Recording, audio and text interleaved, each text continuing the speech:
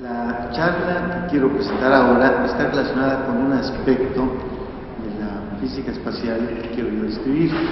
Vamos a dejar un poco por un lado los planetesimales y vamos a hablar del viento solar y su interacción con los planetas.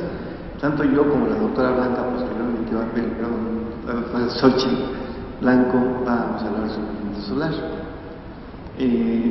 Quisiera yo iniciar diciendo algo que es muy útil.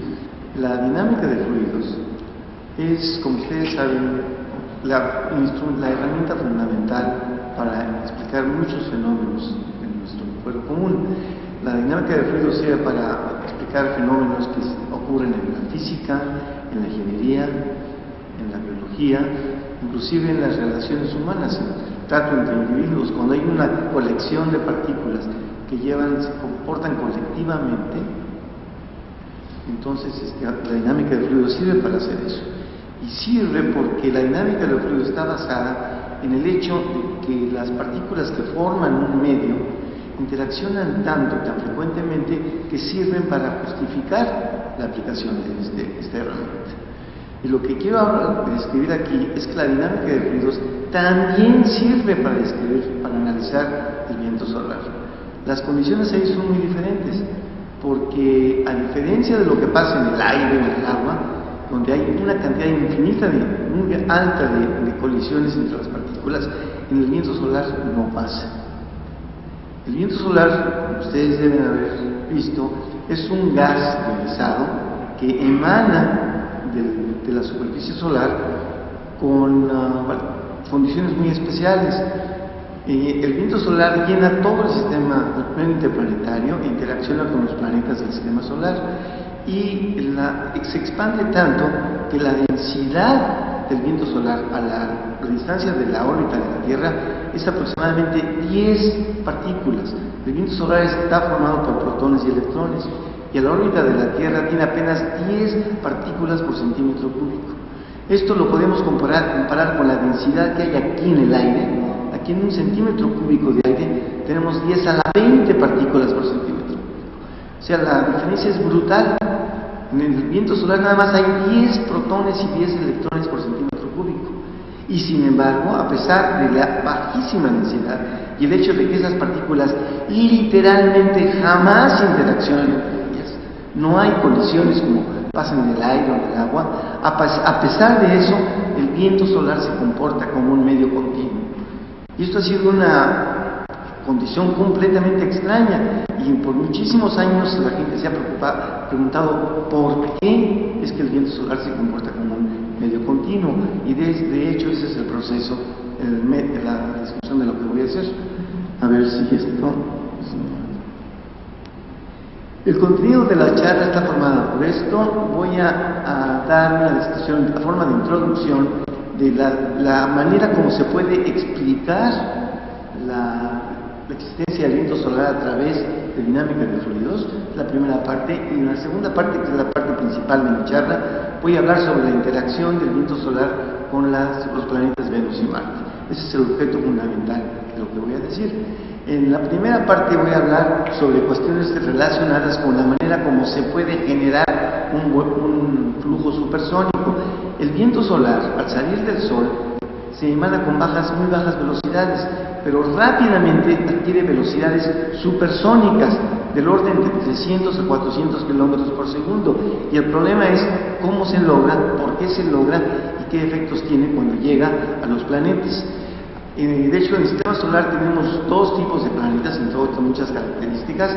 Hay planetas magnéticos, tienen una magnetización interna, como son la Tierra, Júpiter, Saturno, Urano y Neptuno, y hay planetas que no tienen una magnetización interna, que es Venus y Marte, y la interacción entre los dos casos es completamente diferente, y las observaciones que se han llevado a cabo han mostrado la existencia de fenómenos que hay que explicar.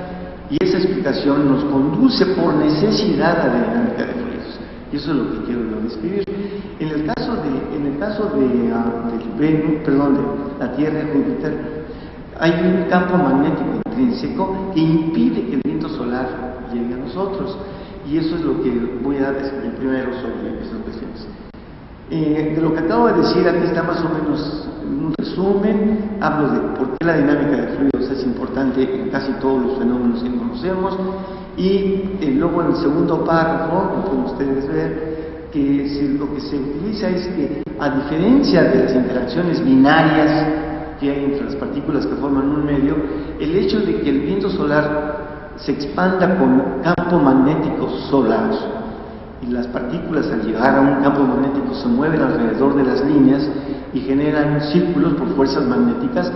Esto, aunque no interaccionen unas con otras, como son partículas cargadas, al estarse moviendo alrededor de una línea de campo, generan un campo magnético inducido. Este campo magnético inducido se hace sentir en otras partículas. O sea, otras partículas que nunca interaccionan con aquellas, al estar moviéndose por ahí, sienten el efecto de ese campo magnético inducido.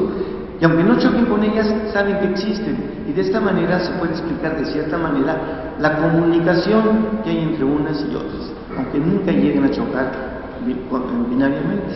Entonces esto se ha utilizado por muchos años para explicar de cierta manera cómo es que el viento solar se comporta como un medio continuo. Pues aún eso, en muchas ocasiones, en el caso de cuando llega el viento solar a Venus y a Marte, ni siquiera eso lleva a ocurrir. El viento solar llega a la interacción y da lugar a condiciones en las que hay alta turbulencia, fluctuaciones en el campo magnético que lleva el viento solar, y esto genera otro tipo de interacciones.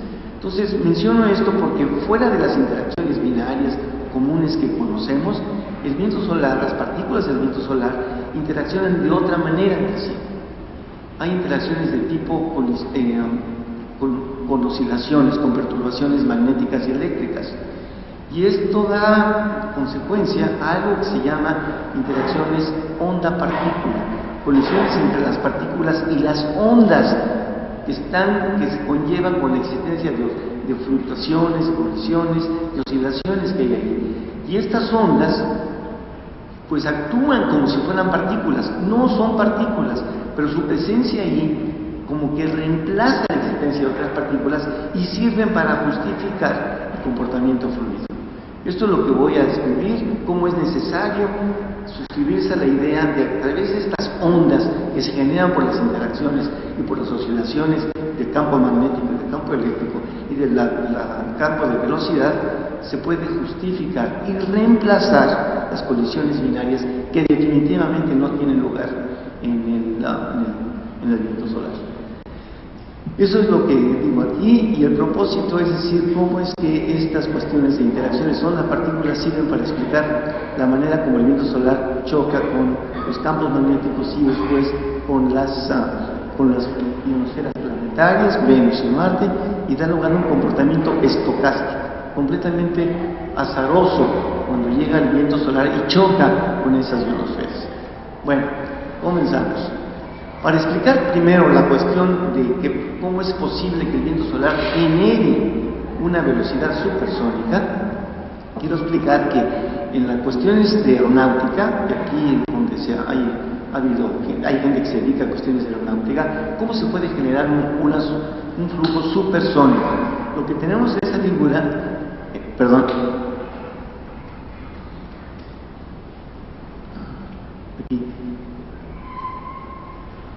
No sé quién era esto. Lo que tenemos en la parte izquierda, en la parte de abajo, es un flujo que va de alta presión a baja presión. ¿Cómo se pone aquí?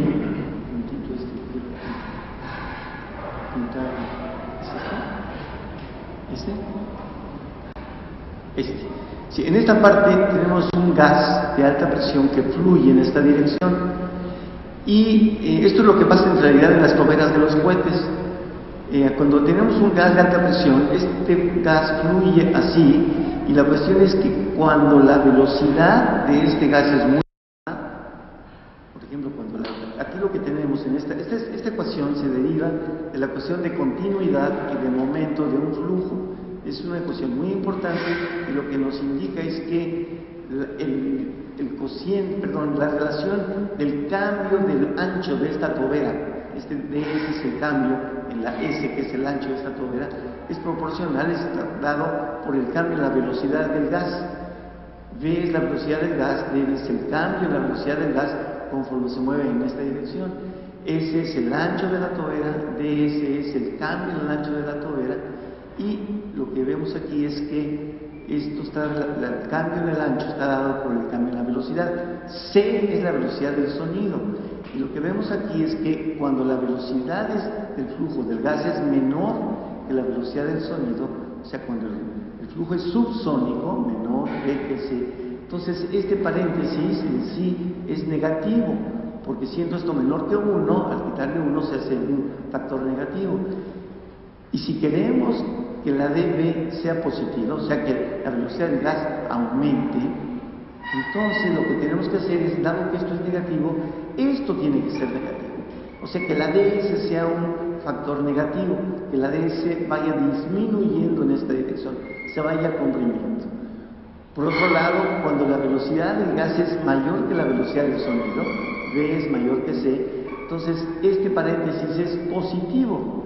Y al ser positivo, si queremos que dB sea positivo también, entonces este término tiene que ser positivo.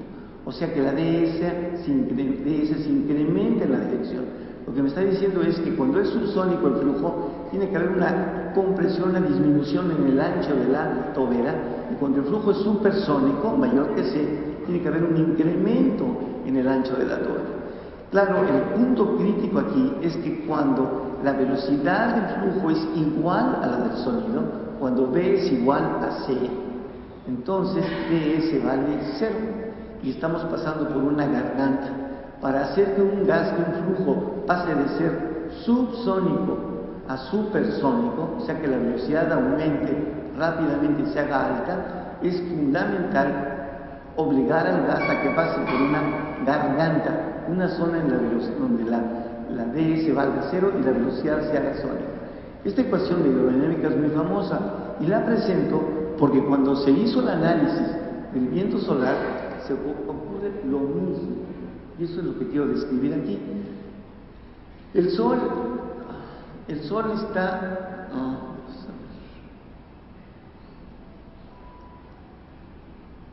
el sol está por acá, aquí sale el viento solar y aquí está llegando al campo magnético de la Tierra. La Tierra está aquí, si la pueden ver, y esto es la zona en donde el campo magnético de la Tierra es comprimido por el viento solar. El viento solar, al salir del sol, se mueve, se desplaza a través, se puede describir a través de esta ecuación.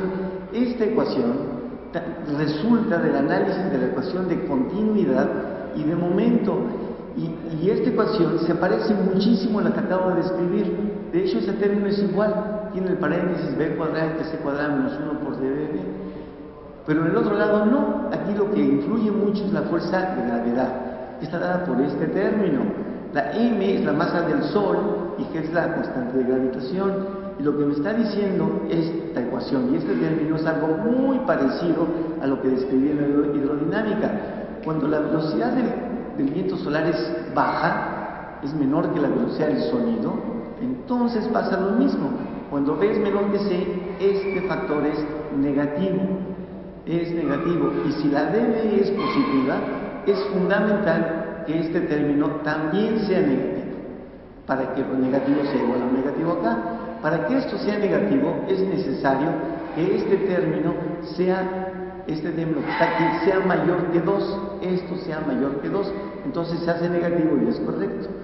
Si esto debe ser negativo, lo cual implica que cuando la R es chica, que está en el denominador, entonces esto es muy grande y de esta manera es mayor que 2.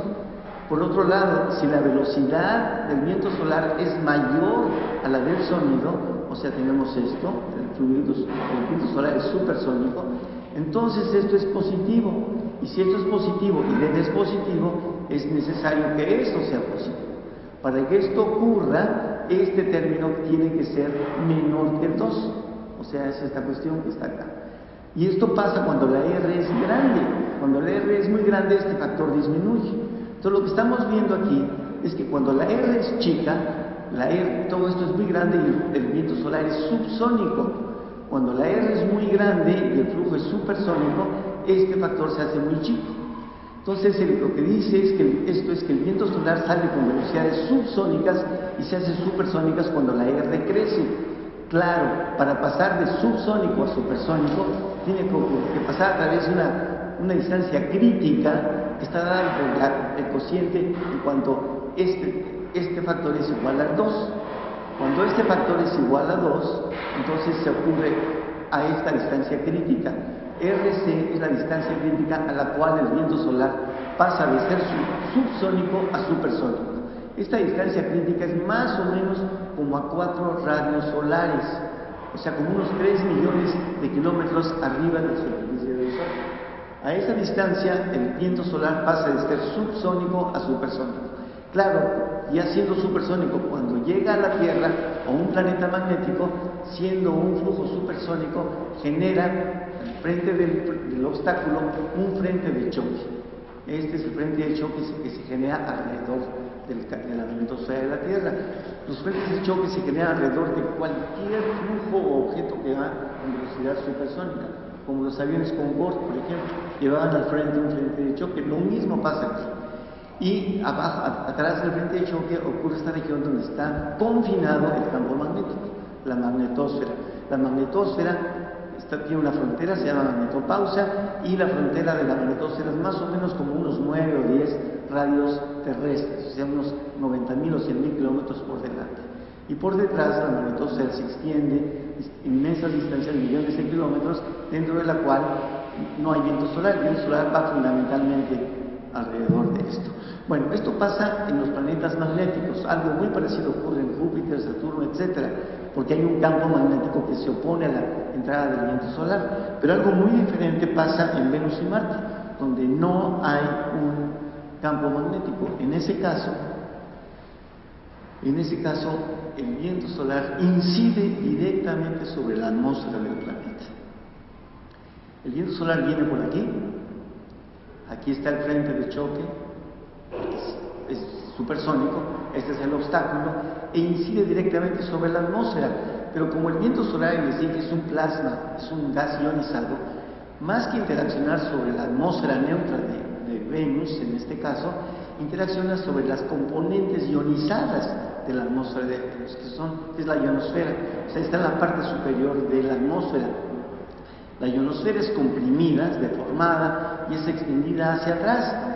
Las observaciones hechas con vehículos espaciales que pasan por atrás del planeta han demostrado una serie fantástica de observaciones. Aquí tenemos una supuesta trayectoria de un vehículo, el pionero Venus, y lo que se ve es que al pasar por atrás, la ionosfera es deformada en elongaciones, estrías o filamentos que se extienden por atrás del planeta y se alejan muy lejos, van muy lejos. Estas estrías y estas elongaciones se parecen muchísimo a los bigotes que se observan alrededor de un cometa. De hecho, el proceso es el mismo.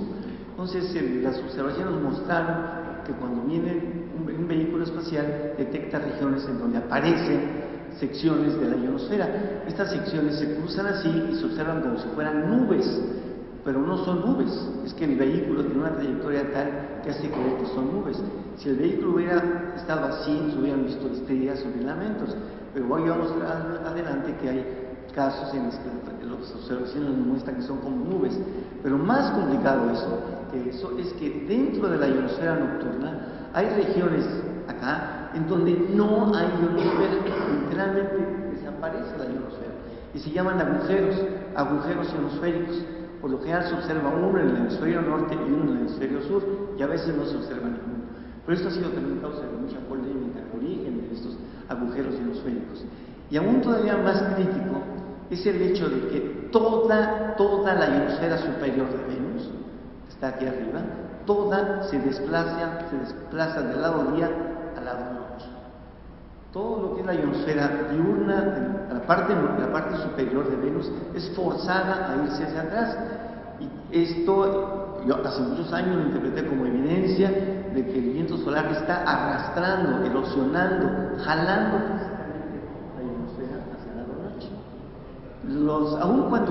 Aun cuando la densidad del viento solar es apenas 10 partículas por centímetro cúbico, la densidad de la ionosfera aquí es como 5.000 o 10.000 partículas por centímetro cúbico. Y sin embargo, tiene el viento solar la galleta, la energía, para llevarse todo. Esto da lugar a una serie de fenómenos que no se habían podido explicar. Bueno, lo que voy a hacer es que indiqué antes, que voy a hablar de 4 partes de la ionosfera. Voy a hablar de 4 secciones. Primero voy a hablar de 4 aspectos de la interacción del viento solar con Venus y Marte, donde hablan primero de la transferencia del momento cinético a la ionosfera. Esa es una parte. La segunda parte voy a hablar de canales polares de plasma o regiones en donde el viento solar erosiona totalmente la ionosfera. La tercera parte va a ser fuerza de Magnus, que es totalmente fluidodinámica, relacionada con la rotación de la atmósfera de Venus. Y finalmente voy a hablar de vórtices en la magnetosfera de la Tierra y la estela de Venus. Esas son las 4 partes de la descripción.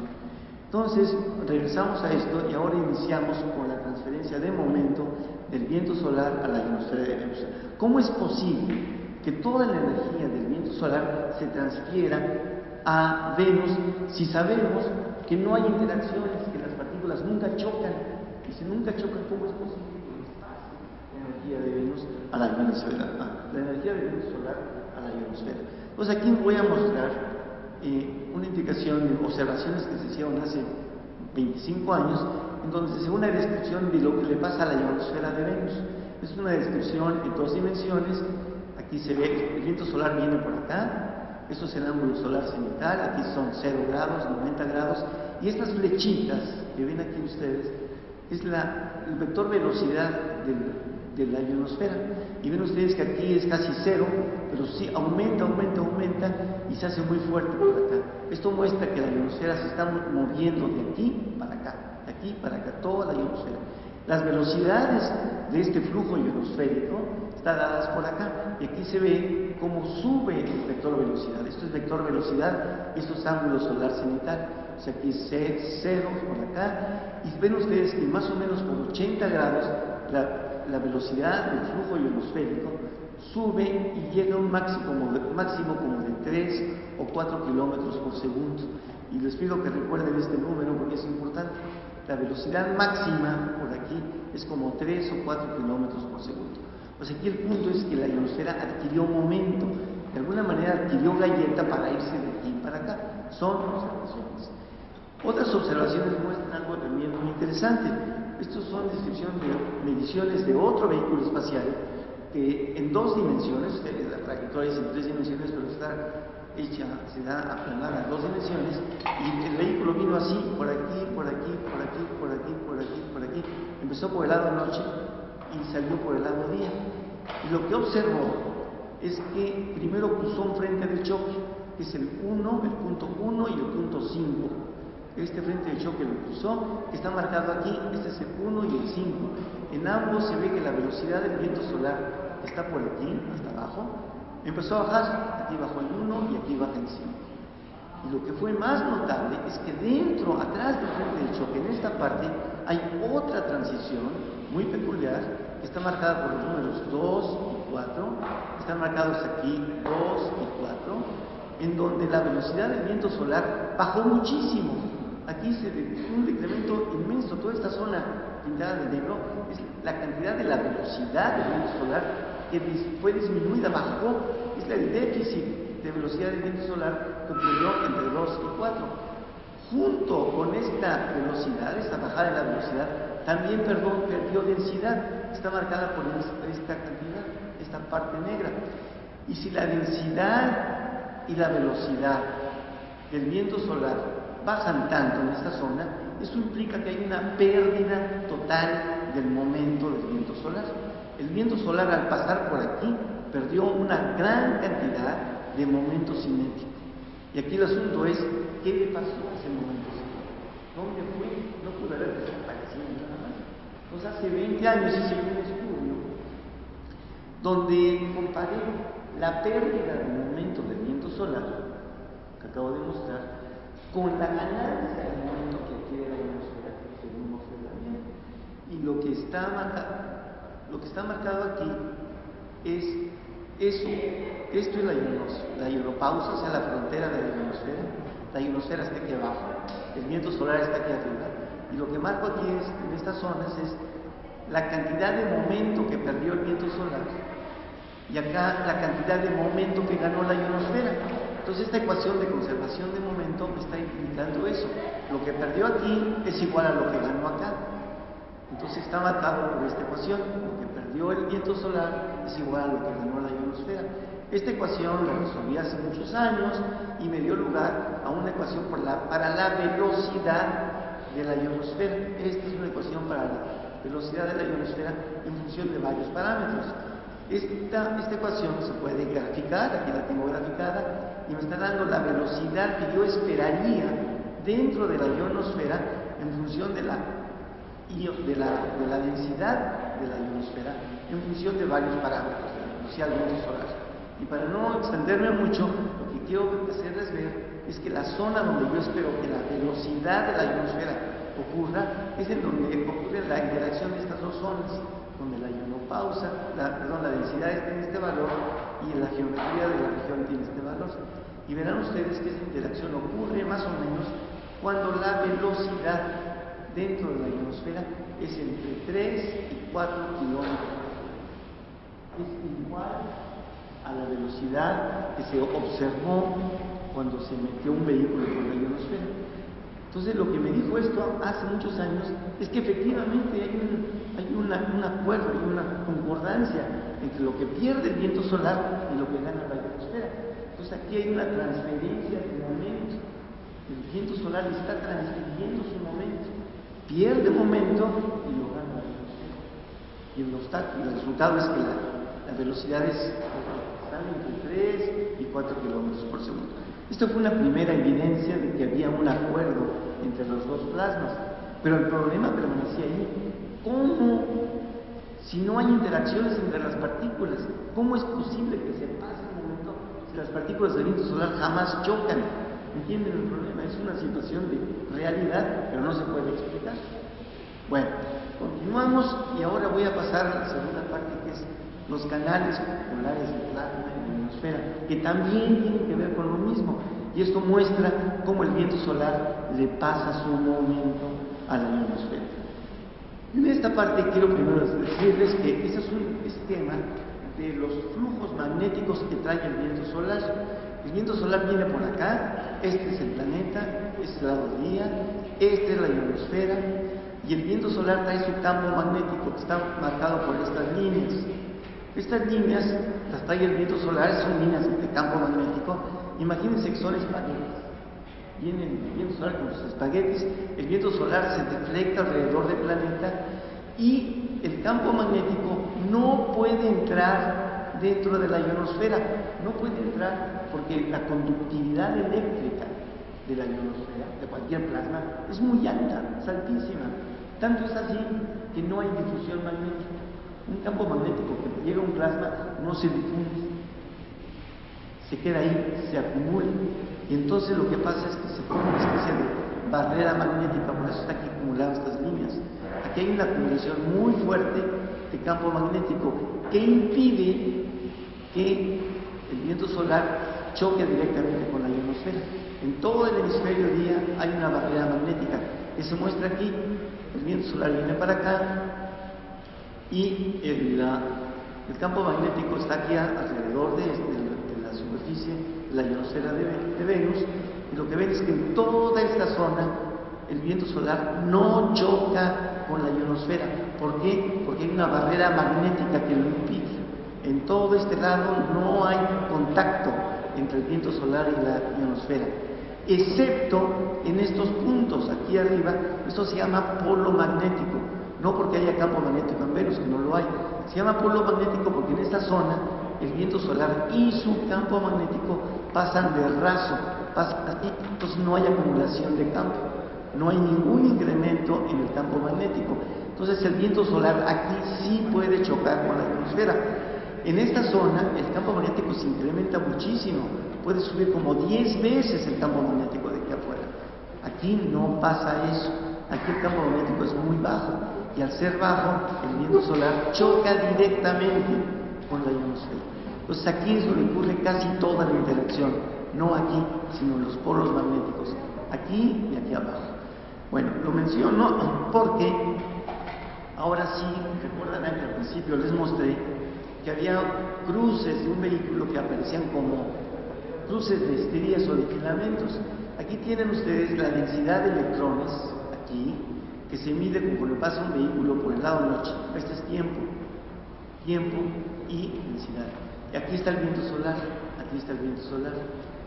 En esta parte el viento solar entra a la ionosfera y por eso sube la densidad, y conforme se acerca al planeta sube mucho y luego aquí baja.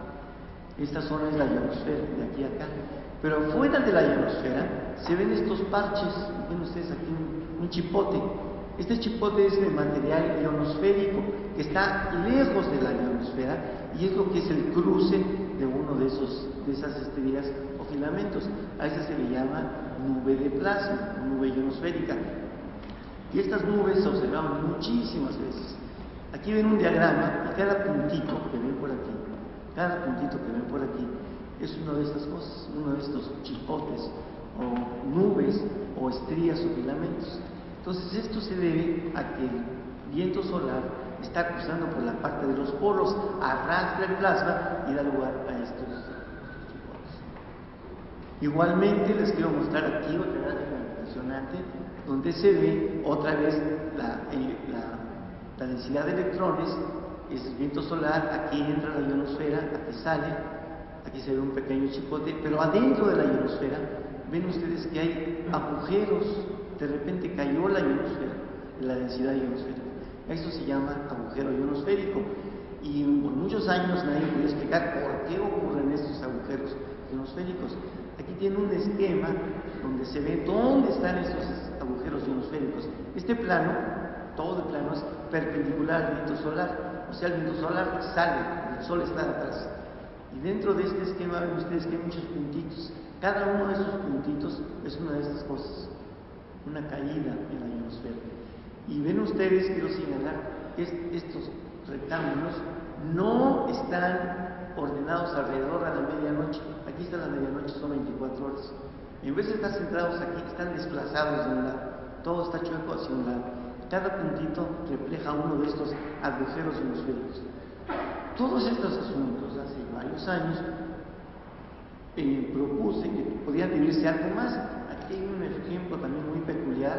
Este es otro cruce ionosférico. Aquí también hay un agujero, pero además del agujero hay una zona en donde la densidad es constante. Miren, es constante, y es constante desde 200 kilómetros hasta 2000 kilómetros, por una gran distancia, como que no varía la densidad ionosférica. Y aquí, más extrañamente, tenemos un agujero y alrededor del agujero hay zonas de densidad constante aquí y constante acá. Luego hice un esquema y dije que estas zonas de densidad constante sí están relacionadas con los agujeros, como que coinciden. Aquí tengo un esquema también perpendicular al viento solar, o sea, el viento solar sale así, donde cada rayita es una zona de densidad constante y cada puntito es un agujero. Y ven ustedes que están muy conectados, agujero y densidad constante, agujero y densidad constante.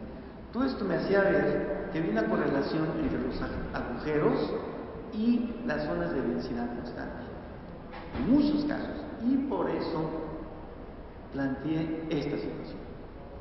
Este es un esquema global de la manera, de la geometría de la ionosfera de Venus. El viento solar viene por acá atrás, fluye alrededor, aquí están los polos magnéticos, aquí y abajo, y como el viento solar nada más puede interaccionar con la ionosfera aquí, entonces erosiona la ionosfera, la arrastra, se la lleva y forma un canal o un ducto que se extiende por grandes distancias atrás del polo magnético. Claro, cuando viene el vehículo especial, entra por acá y sale por allá, va a cruzar este canal y lo va a ver como agujero, pero no hay agujero, es el cruce de un canal. Entonces yo propuse que en realidad más que agujeros hay ductos, zonas en donde el viento solar está arrastrándose y llevándose el material que estaba por acá. Toda esa zona está limpia del material ionosférico porque el viento solar se la está llevando. Hace ya varios años yo le propuse a Mauricio Reyes Ruiz hacer un análisis de lo que le pasa, si se puede simular teóricamente lo que hace el viento solar al cruzar por aquí. Él hizo el análisis y lo que obtuvo es muy importante. Lo que obtuvo es esto. Aquí tienen ustedes el viento solar que viene de este lado, esta es la ionosfera, aquí, y el viento solar arrastra físicamente el material ionosférico y genera estas zonas que generan como un canal.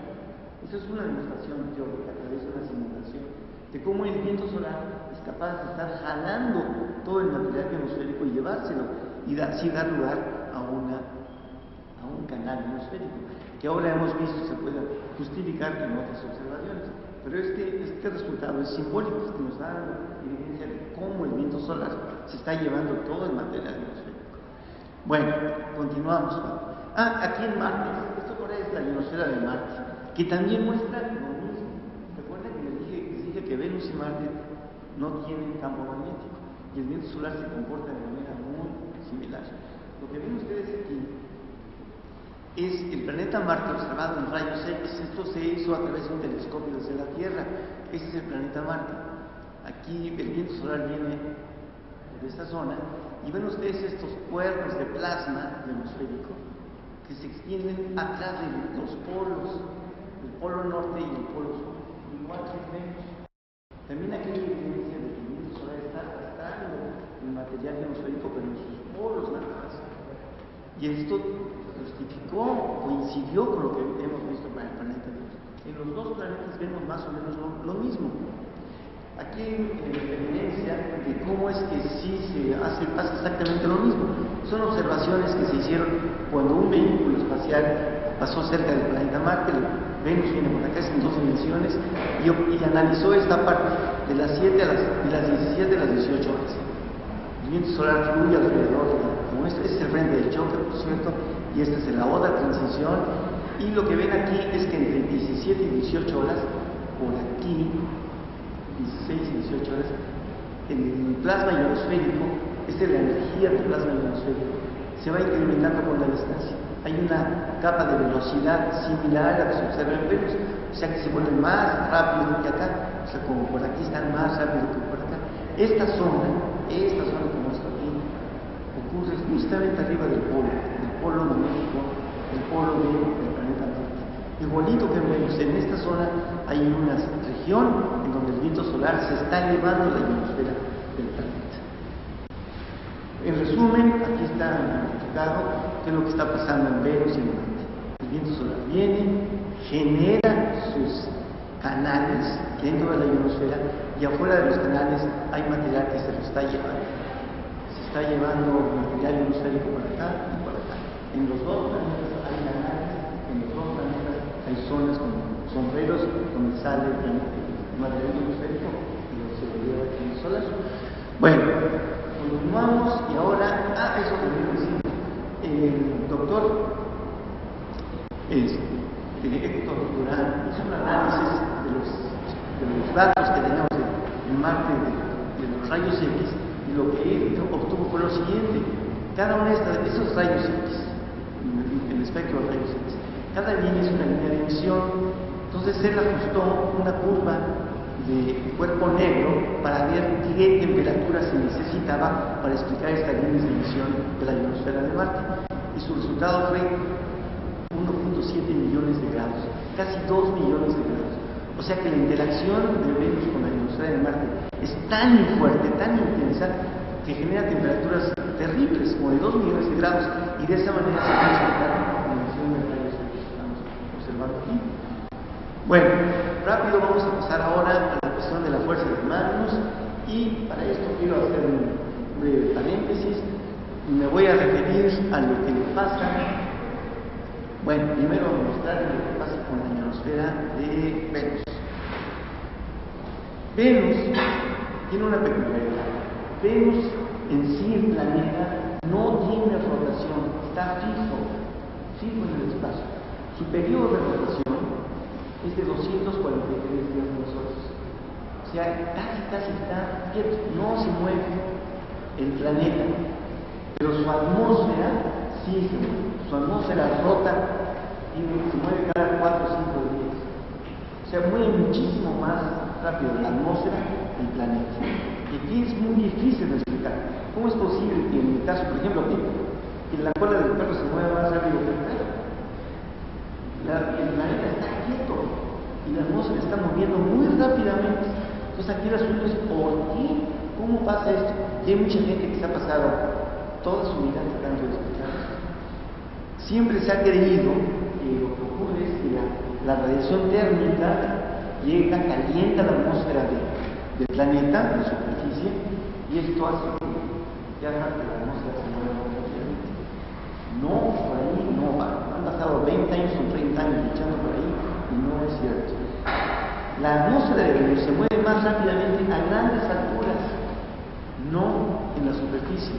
Aquí hay un esquema de la velocidad de rotación de Venus y lo que vemos es que en la superficie la velocidad de rotación es 0, sube con la altura y llega a un máximo como a los 60 kilómetros, justamente donde está toda la mayor parte de las nubes del planeta. Ahí es donde se mueve más rápidamente y llega casi a 100 metros por segundo. En la superficie no se mueve con casi ninguna velocidad. Entonces aquí la cuestión, ¿cómo es posible que en la superficie no haya velocidad y a 60 kilómetros haya mucha velocidad? Entonces esto ha sido discutido por mucha gente durante mucho tiempo y aparentemente la explicación va al revés. No es que la atmósfera se mueva porque la radiación solar fluye de abajo hacia arriba. No. La atmósfera aparentemente se mueve porque el viento solar está induciendo momento desde arriba. El viento solar transfiere momento, este momento a la ionosfera se la pasa a la atmósfera y esto da lugar a que la atmósfera se mueva. En vez de ser para arriba, el efecto es para abajo. Y hemos hecho estudios sobre partículas y aparentemente esa es la explicación. Entonces ahora les voy a explicar algo relacionado con el asunto. Bien, ¿se acuerdan que les platiqué que el viento solar le pasa momento cinético a la ionosfera? Y este momento cinético hace que se genere un flujo. Toda la ionosfera pasa la noche. ¿Se acuerdan esto? Bueno, este es un esquema proyectado en el plano del Ecuador, de la política, y aquí lo que se vio es que, pues sí, pero pues no. Lo que pasa es esto: el viento solar viene por acá, fluye alrededor de la ionosfera, por aquí, le pasa momento a la ionosfera, que es esto. Aquí se ven las flechas de la velocidad de la ionosfera, por aquí y por acá. Pero este movimiento de la ionosfera no se reúne en el plano de la medianoche, ese plano de la medianoche. Todo este asunto está desfasado hacia acá. O sea, como que se mueve la ionosfera, pero no se junta en la medianoche, se junta hacia un lado. Y eso es una situación que la muy extraña. Es algo similar a lo que mostré con los agujeros. ¿Se acuerdan que los agujeros también están desplazados? Pero esto se parece mucho a lo que ocurre con una pelota de tenis. Ahí está la pelota. En una pelota de tenis tenemos algo parecido. La pelota de tenis, ustedes la lanzan y se va directo, pero cuando además de lanzarla le dan efecto, ¿qué hace la pelota de tenis? Con pelota de rotación. Si ustedes lanzan una pelota con efecto, la pelota se va a dar.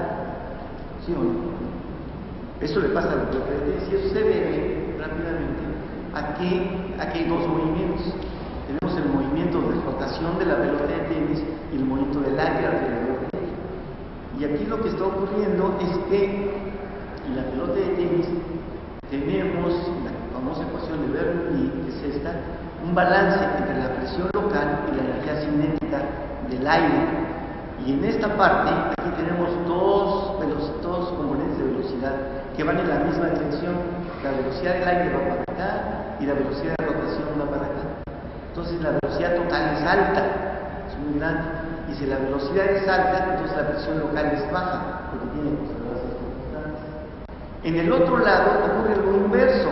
La velocidad del aire va para abajo, pero la velocidad de rotación va para arriba. La velocidad resultante es baja. Y si la velocidad resultante es baja, entonces la presión es alta. Y si la presión es alta y es baja, aquí hay una fuerza de presión que va de aquí para acá. Esta fuerza de presión se llama fuerza de Magnus. Esto es lo que pasa en el calor de Venus. Lo mismo ocurre en Venus. En Venus tenemos dos componentes de velocidad. Tenemos la velocidad del flujo transamilador, del flujo ionosférico que va para acá, y además tenemos la rotación de la ionosfera, porque la atmósfera rota muy rápidamente. Son como 4 días. Entonces el efecto es el mismo. Y como el efecto es el mismo, también hay una fuerza en la misma dirección. Y así como aquí hay esta fuerza, como resultado de esta fuerza, toda la estela de la pelota de tenis está chueca, se va para acá. Por eso se enchueca la pelota. Lo mismo pasa en Venus. Hay una fuerza para acá y esto enchueca la estela y todo se va para acá.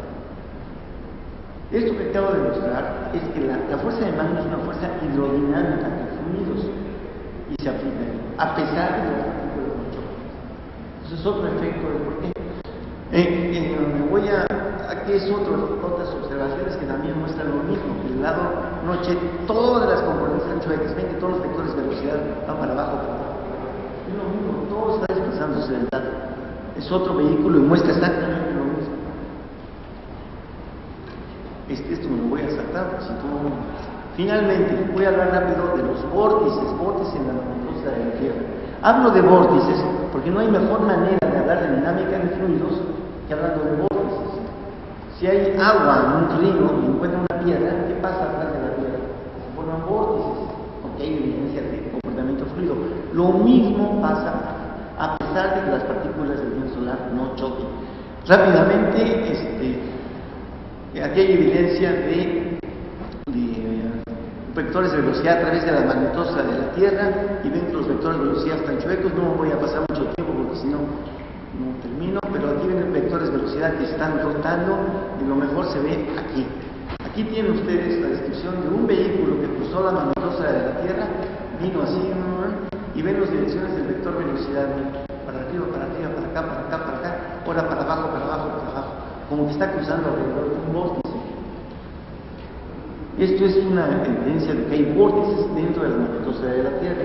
Más evidencia de esto es lo siguiente: es una descripción que se hizo hace varios años de la magnetosfera. ¿Se acuerdan que decía que la Tierra está cubierta, rodeada de la magnetosfera? Y el viento solar pasa por acá y se generan todos estos vórtices dentro de la magnetosfera de la Tierra. En Venus pasa lo mismo, es un detalle. En el caso, en Venus pasa lo mismo. Yo hice este estudio hace muchos años y vi que los vectores de velocidad del viento solar atrás de Venus, vean la dirección, va hacia atrás del Sol y más abajo hacia el Sol, hacia atrás del Sol, hacia el Sol, como que hay una inversión en la dirección del vector velocidad, sugiriendo también que había vórtices. Más recientemente hemos visto este diagrama, que es muy interesante. Aquí se ven los vectores de velocidad hacia atrás de Venus. El viento solar viene por acá y vean todo el relajo que se arma atrás. Los vectores de velocidad del viento solar muestran que hay un vórtice. Todo esto es un vórtice atrás de Venus. Son otra vez en dinámica de Venus. La dinámica de Venus está mostrando que todo se convierte como si fuera agua. Bueno, me salto, y aquí nada más quiero mostrarles rápidamente que ahora vamos a ver a la atmósfera de Venus desde los satélites y vamos a ver algo sorprendente. Todavía muestra más. Ahora vamos a ver la zona de la atmósfera y de las zonas polares de Venus. Vamos a ver el polo del planeta Venus. Y lo sorprendente del polo del planeta Venus, me brinco esto y esto, es esto. Son vistas del polo de la atmósfera de Venus. Y no se ve un vórtice, se ven todos los vórtices. Y es nada más extraño. ¿Cómo es que en un polo haya dos vórtices? Esto es más, no puede haber más nada de los Yo estoy haciendo un estudio para explicar esto, como hay dos vórtices. Lo que hago es que se fueran los canales, en cada parte del canal se forma un vórtice.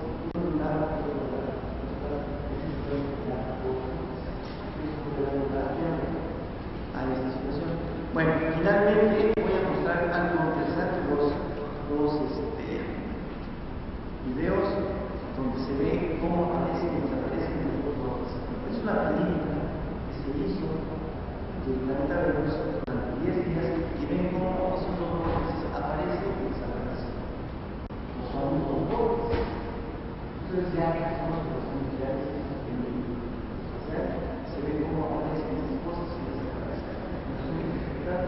Pero es una dinámica de los cosas. Finalmente, la parte principal que voy a encontrar todo el gran voy a enseñar un video que se hizo de un cometa que está muy pequeño saliendo al sol. Que apareció un cometa, y estimó en eso, estaba haciendo el sol, una emisión coronal muy fuerte. Esta emisión coronal de 4 meses y nada de televisión a su estela plasma. Esto no es lo que voy a enseñar, es lo que pasó a poner con lo mismo. Solo no funciona así. Así funciona así.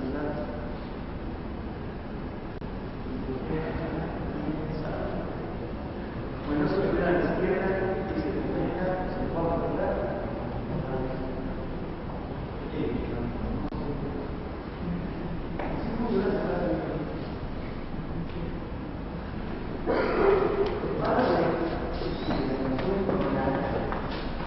Se lleva a la atmósfera, la corta así.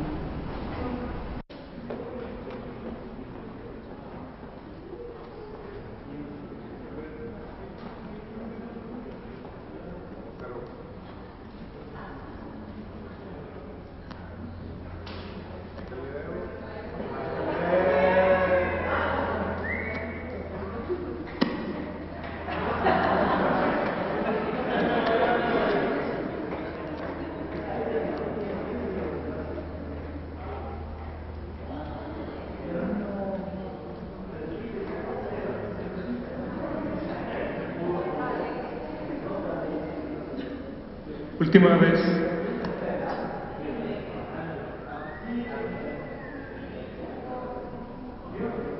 A ver,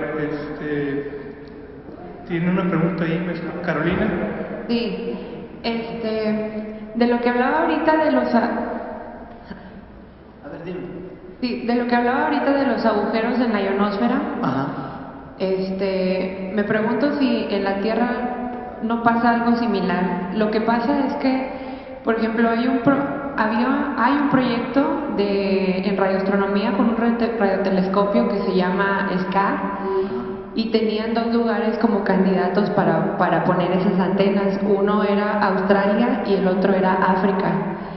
Y pues la ionosfera, la frecuencia de plasma de la ionosfera de la Tierra, o sea, nosotros no podemos recibir radiación de frecuencia menor a 3 MHz por la frecuencia de plasma de la ionosfera. Y entonces en este proyecto estaban estos 2 lugares como candidatos para poner estas antenas y eligieron a África. Bueno, creo que es el candidato más prometedor, precisamente porque ahí sí hay como una pequeña ventanita, sí podemos recibir radiación menor, de frecuencias menores a 3 MHz. Entonces, bueno, me surgió nada más la duda precisamente por lo que decía de los agujeros en la ionosfera de Venus. La diferencia entre la Tierra y Venus es que, como dije al principio, la Tierra tiene un campo magnético muy fuerte que impide que el viento solar llegue a ella. O sea, el campo magnético es el real obstáculo que encuentra el viento solar. Y esto pasa, como decía, a 90.000 kilómetros adelante de la Tierra. En cambio, en Venus no hay eso. En Venus el viento solar incide directamente sobre la Tierra. Entonces es un efecto completamente diferente. Esto de los agujeros es un resultado muy peculiar en que el viento solar, como es un gas ionizado, le tiene que pegar a un gas ionizado, que es la atmósfera. De otra manera no pasa nada. La atmósfera de la Tierra no se entera, pero la ionosfera que tiene plasma, ahí se siente el golpe, igual en Marte, ¿no? Y por eso se ocurre esta formación de los canales, de los puntos. En la Tierra el campo magnético es tan intenso que no da hecho hacer eso. Pero solamente con la suela, y ocurre cada 100.000 años, creo, cuando la intensidad del campo magnético baja. El campo, sabe, ¿no? Que la Tierra ocasionalmente cambia su polaridad. Cuando ocurre eso, tal vez sí se pudiera presentarse algo similar. Pero en general es completamente otra cosa. Gracias.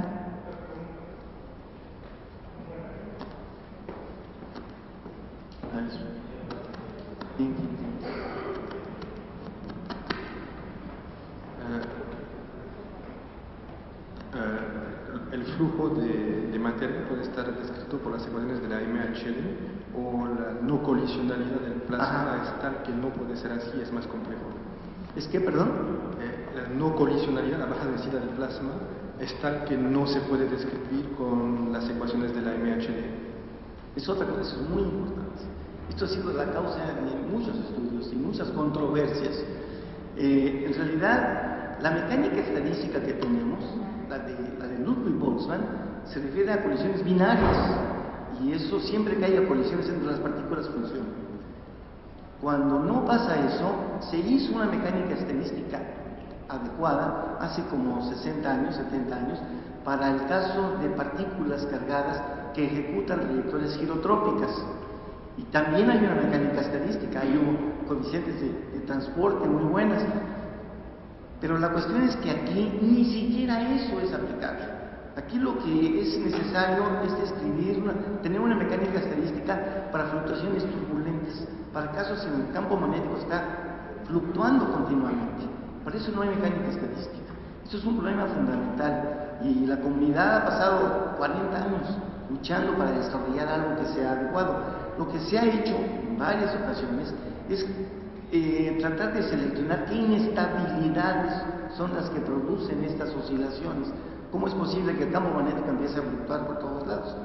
Y sí, hay muchos estudios sobre el particular. ¿Qué inestabilidades son las necesarias para justificar que haya tanta fluctuación en la intensidad de la dirección del campo magnético? Pero mecánica estadística como tal no la hay todavía.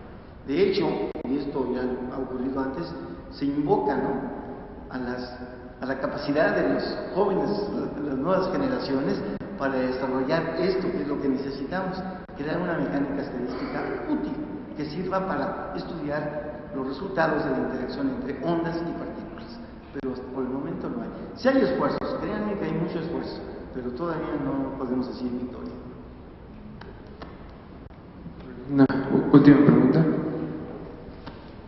Sí, más que no es pregunta, es más bien un comentario sobre la última pregunta, que si hay en muchas condiciones que el viento solar se puede modelar con MHD. Digo, en este problema en particular del que habló Héctor, es necesario invocar más mecánica estadística y, como él dijo, cuestiones turbulentas, pero sí hay muchos estudios del viento solar en donde MHD es aplicable y, bueno, tiene sus restricciones, pero sí se puede describir. ¿Alguien más? Habló de una dependencia de la velocidad de la atmósfera de Venus a la transferencia del momento del viento solar a la ionosfera. Eso me hace preguntarme, ¿cuál es la dependencia del clima de Venus del clima solar? ¿Cómo afecta a la tormenta solar la distribución de velocidades en la atmósfera de Venus? Lo que pasa en Venus es producto de fenómenos que realmente no se han podido explicar. ¿Por qué es que la atmósfera como tal tiene una rotación retrógrada? Todos los planetas, todos los demás planetas tienen una rotación prógrada. Venus ya no nada más la atmósfera. El planeta no, el planeta está casi quieto. Su rotación es muy lenta, pero la atmósfera se pone al revés. Y para comunicarlo más, ¿por qué es que, digo, que yo haya presentado ideas sobre la particular, por qué es que se generan dos vórtices? Eso es muy, muy peculiar. En ningún otro planeta hay un polo que tenga dos vórtices. Esto es muy sui generis, es algo que me identifica. Yo ando con ideas para poder explicar la existencia de los dos vórtices, pero son ideas, quería explicarlas más comentadas. Pero es una situación muy especial. Sabemos que tiene completamente los demás planetas su rotación retrógrada. El hecho de que sea nada más la atmósfera, el hecho de que no haya rotación en la superficie, aunque la temperatura sea muy alta, y durante 30 años muchos investigadores pensaron que el efecto del calentamiento de la superficie se subía hacia arriba, por ahí no, es al revés, es de arriba hacia abajo. Son cosas muy extrañas que en ningún otro planeta se han visto. O sea, Venus en sí es muy especial, ni Marte, ni Júpiter, ni ningún otro planeta. Pero esas son las observaciones que tengo que tratar de explicar. Sí insisto que la dinámica de fluidos es muy útil para eso. Y lo que acaban de ver ahorita en comentarios estatales o más elocuente, ¿no? O sea, ¿con qué otro fenómeno se puede uno explicar el viento solar? Se existe de un objeto. Eso es muy fuerte. Ahí está la mejor evidencia de que todo es dinámica de Dios. Lo cual no es sorprendente, porque la dinámica de Dios sirve para todo. Claro, los mecanismos por menos los cuales funcionan son diferentes. Evidentemente es otro tipo de mecánica, pero al final el resultado es eso. Y esto lo comenta el primer paso. ¿Quién más? Eso es todo. Por eso queremos.